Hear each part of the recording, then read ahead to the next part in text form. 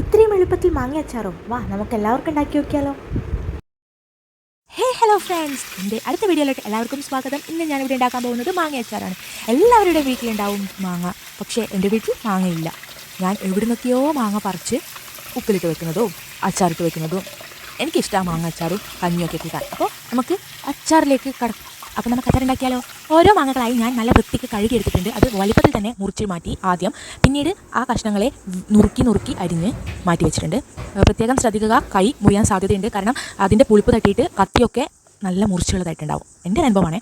ഈ നുറുക്കിയ കഷ്ണങ്ങളിലേക്ക് ഞാൻ ആവശ്യത്തിന് ഉപ്പ് ആഡ് ചെയ്ത് കൊടുത്തു. കാരണം ആവശ്യത്തിന് ആഡ് ചെയ്തിട്ട് ഞാൻ പിന്നെ എന്ത് ചെയ്തതെന്ന് വെച്ചാൽ അത് പിറ്റേ ദിവസത്തേക്ക് വരെ വെച്ചു അതിൽ തന്നെ. അപ്പോൾ നമുക്കതൊരു വാടി കിട്ടും. അതായത് ആ ഉപ്പ് അതിലേക്ക് അബ്സോർബായിട്ട് നല്ല ടേസ്റ്റ് ഉണ്ടാവും. ആ ഉപ്പിട്ട് വെച്ച മാങ്ങ പിറ്റേ ദിവസത്തേക്ക് വെച്ചപ്പോൾ എനിക്ക് ഇതുപോലെ കിട്ടിയിട്ടുണ്ട്. ഇതുപോലെ തിന്നുന്നവരുണ്ട്, എനിക്കിഷ്ടമാണ് എങ്ങനെ തിന്നാലും. നമുക്കിപ്പോൾ അച്ചാറാക്കുമല്ലേ വേണ്ടേ, അപ്പോൾ നമുക്ക് അച്ചാറാക്കാൻ ആവശ്യമായ ഇൻഗ്രീഡിയൻസ്, മെയിൻ ആയിട്ടുള്ള ഇൻഗ്രീഡിയൻസ് എന്ന് പറയുന്നത് നമ്മളുടെ വെളുത്തുള്ളി. എല്ലാത്തിലും നമ്മൾ ചേർക്കാൻ പറ്റുന്ന ഒരു കാര്യമാണ് വെളുത്തുള്ളി. വെളുത്തുള്ളി കഴിഞ്ഞതിന് ശേഷം കടുക്, ആവശ്യത്തിന് കടുക്, അധികമായിട്ടൊന്നും വേണ്ട. പിന്നീട് മുളക്, ഇച്ചിരി മുളക് നമുക്ക് ആവശ്യമാണ്.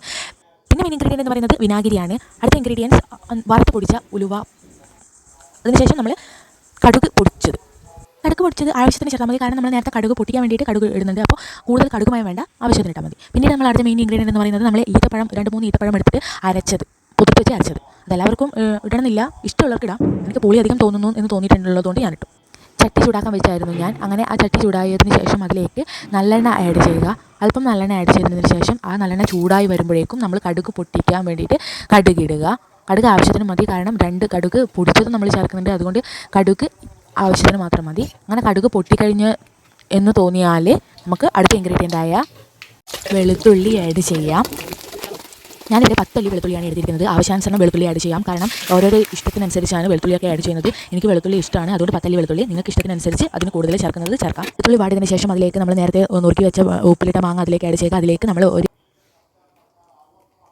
മുളക് പൊടി ആഡ് ചെയ്യുക. അച്ചാർ പൊടി ഉണ്ടെങ്കിൽ അതിൽ കൂടെ അച്ചാർ പൊടിയും ആഡ് ചെയ്യാം. പക്ഷേ എനിക്ക് അച്ചാർ പൊടിയില്ല, അതുകൊണ്ട് ഞാൻ മുളക് പൊടി ആഡ് ചെയ്തു. അതിൻ്റെ കൂടെ തന്നെ നമുക്ക് കായപ്പൊടിയും ആഡ് ചെയ്യാം. അത് ഞാനിവിടെ കാണിച്ചിട്ടില്ല. നിങ്ങൾക്ക് കായപ്പൊടി ആഡ് ചെയ്യാം, അല്ലെങ്കിൽ നിങ്ങൾക്ക് എളുപ്പത്തിന് അച്ചാർ പൊടിയും ആഡ് ചെയ്യാം. എനിക്കിവിടെ അച്ചാർ പൊടി ഇല്ലാത്തതുകൊണ്ട് ഞാൻ ഇവിടെ കായപ്പൊടിയും ഉലുവാപ്പൊടിയും ഒക്കെയാണ് ഞാൻ ചേർത്തിരിക്കുന്നത്. ഉലുവ വറുത്ത് പൊടിച്ചതാണ്. ഉലുവാപ്പൊടിയൊക്കെ ആഡ് ചെയ്തതിന് ശേഷം നമുക്ക് അടുത്തതായിട്ട് മെയിനായിട്ട് ചേർക്കാനുള്ളത് റൂബിയുടെ വിനാഗിരി. 1.5 ടേബിൾ സ്പൂൺ വിനാഗിരിയാണ് ഞാനിവിടെ ചേർത്തിട്ടുള്ളത്. പുളി വേണമെന്നുള്ളവർക്ക്